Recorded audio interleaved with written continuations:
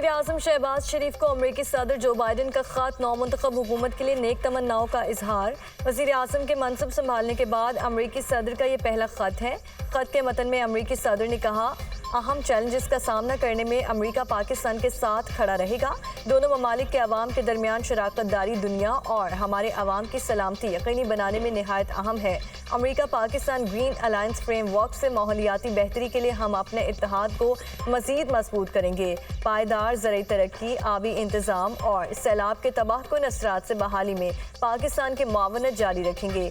सेहत आमा का तहफ़्फ़ुज़, मौशरी तरक्की और सब के लिए तालीम मुश्तरका विजन है जिसे मिलकर फ़रोग़ देते रहेंगे। पाकिस्तान के साथ मिलकर इंसानी हुकूक़ के तहफ़्फ़ुज़ और तरक्की के फ़रोग़ के लिए पुरअज़्म हैं। दोनों अक़वाम के दरमियान इस्तवार मजबूत पार्टनरशिप को तक़वियत देंगे, क़रीबी रिश्ते मज़ीद मजबूत बनाएंगे।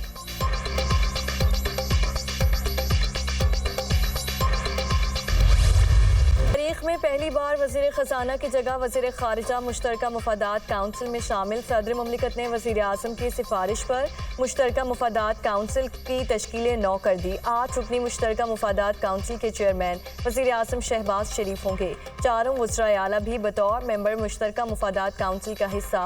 वज़ीर दिफ़ा ख्वाजा आसिफ, वज़ीर सैफरान इंजीनियर अमीर मकाम भी मुश्तरका मुफ़ादात काउंसिल के मेंबर के तौर पर शामिल। नोटिफिकेशन जारी।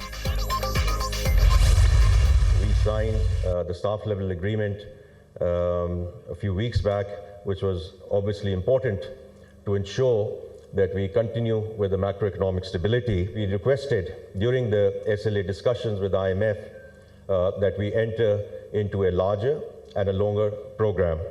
PIA, outsourcing of airports. These are two which are now in advanced stages. By June time frame, हम इनको we can take it through the finishing line. Because जो डिस्कोज हैं उनकी पहले गवर्नेंस करके we are very clear कि उसको हमने privatization की तरफ लेके जाना है। चीज़ें हैं हमारे पास, ट्रैक एंड ट्रेस है, लेकिन उसको इम्प्लीमेंट नहीं किया तो हमारा किसका कसूर है? वो उसका IMF का तो कोई कसूर नहीं है ना।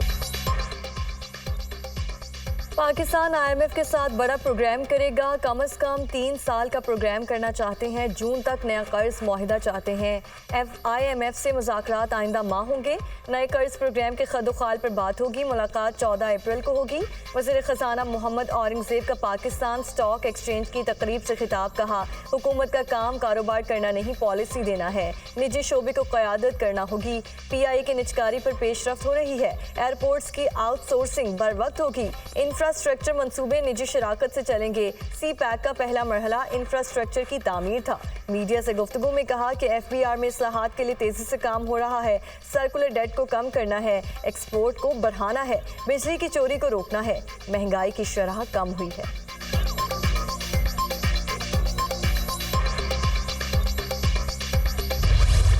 पाकिस्तान को बेपनाह नुकसान जिसने पहुंचाया इन 76 सालों में, वो इल्लीगल ट्रेड, स्मगलिंग। ये हकीकत है कि चीनी अफगानिस्तान स्मगल हो गई।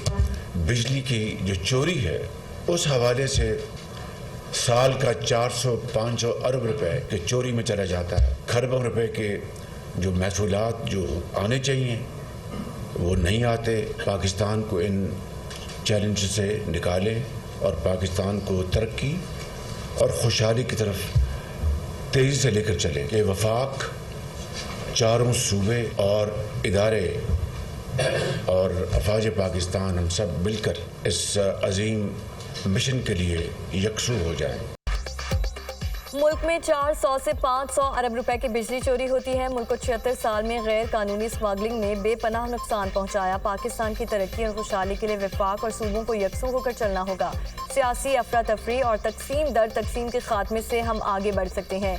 मईशत के बड़े चैलेंजेस से निपटना होगा। हमारी मखलूत हुकूमत ने 2.5 लाख टन चीनी की एक्सपोर्ट की इजाज़त दी थी। जो चीनी फरोख्त करके डॉलर कमा सकते थे वो अफगानिस्तान स्मगल हुई। वज़ीर आज़म शहबाज शरीफ के इंसदाद स्मगलिंग के हवाले से इजलास اجلاس سے خطاب کہا کرپشن کی وجہ سے محصولات نہیں آتے 2700 ارب روپے کے محصولات کے کیسز عدالتوں میں ہیں ملی بھگت سے تاریخیں دی جاتی ہیں تاریخوں پر تاریخیں دی جا رہی ہیں معیشت کا جنازہ نکالا ہوا ہے معاملہ التوا کا شکار کیا جاتا ہے دونوں طرف کے وکلا ملے ہوئے ہیں اگر آدھے محصولات بھی آ جائیں تو ترقیاتی کام ہو سکتے ہیں ہمارے قرضوں کے دار و مدار پر کمی آ سکتی ہے نگراں حکومت میں توانائی کے شعبے میں 58 ارب روپے کی چوری ریکور ہوئی آرمی چیف اور صوبوں کے تعاون سے انسداد اسمگلنگ میں مدد ملی ہم قرضوں کے بوجھ تلے زندگی بسر کر رہے ہیں اجلاس کا اعلامیہ بھی جاری کر دیا گیا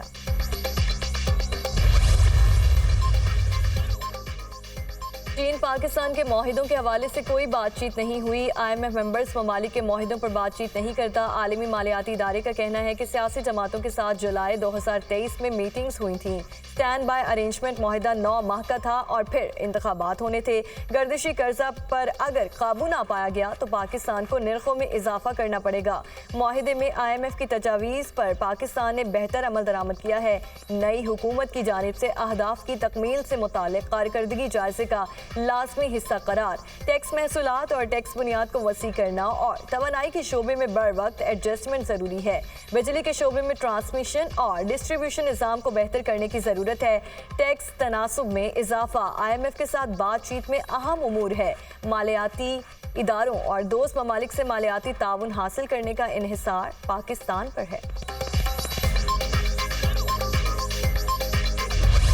سے $1 ارب پر آ گیا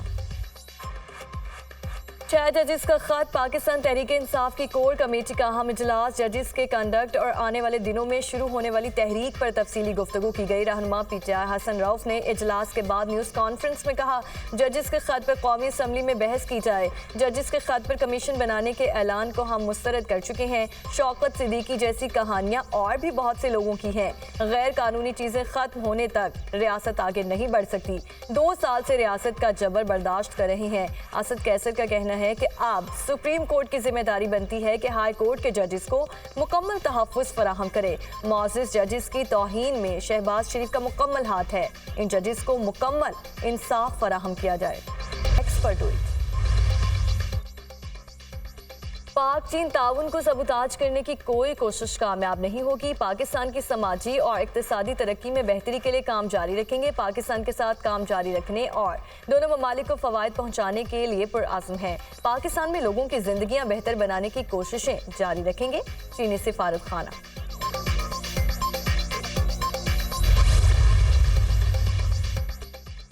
وزیر داخلہ محسن نقوی کے اسلام آباد میں چینی سفارت خانے آمد شانگلہ حملے کی تحقیقات کے لیے چین سے خصوصی انویسٹیگیشن ٹیم سے ملاقات محسن نقوی نے چینی ٹیم کو حملے کے بارے میں اب تک ہونے والی تحقیقات سے آگاہ کیا ملاقات میں چینی شہریوں کے تحفظ اور مجموعی سیکیورٹی کے اقدامات پر تبادلہ خیال وزیر داخلہ نے کہا کہ حملے کے اصل ملزمان کو قانون کے کٹہرے میں لایا جائے گا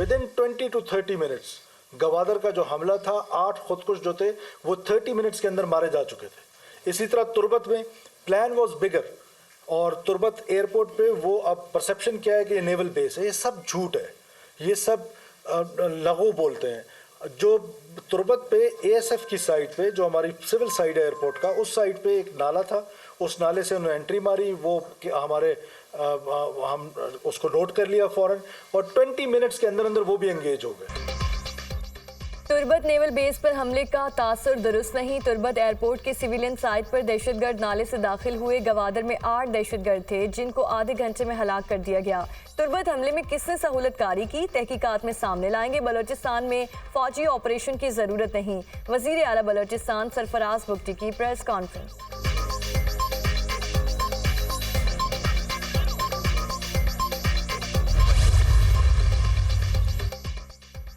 صدر مملکت آصف علی زرداری سے ایران اور فلسطین کے سفراء کی الگ الگ ملاقات ایران کے سفیر ڈاکٹر رضا امیری مقدم نے صدر مملکت کو عہدہ سنبھالنے پر مبارکباد دی صدر مملکت کا دونوں برادر ممالک کے درمیان تعلقات مزید مستحکم کرنے کے عزم کا اظہار کہا دونوں ممالک کے درمیان مختلف شعبوں میں اقتصادی تعاون بڑھانے کی وسیع گنجائش موجود ہے فلسطین کے سفیر احمد جواد ربی نے بھی صدر مملکت آصف علی زرداری سے ملاقات کی صدر مملکت نے کہا پاکستان اپنے فلسطینی بھائیوں کے ساتھ کھڑا رہے گا، ہر فورم پر آواز بلند کرے گا۔ پاکستان فلسطینی عوام کے لیے خوراک اور ادویات سمیت مزید امدادی سامان بھیجے گا۔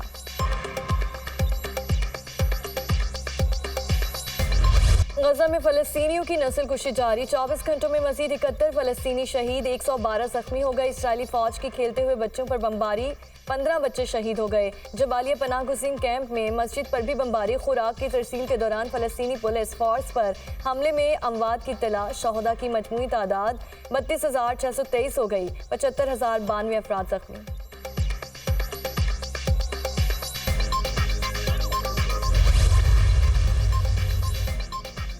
اسرائیل کے شام کے شہر حلب میں بمباری، 42 افراد شہید، درجنوں زخمی ہو گئے۔ شامی حکام کے مطابق اسرائیلی بمباری رات 1:45 پر ہوئی، مختلف دیہی علاقوں کو نشانہ بنایا گیا۔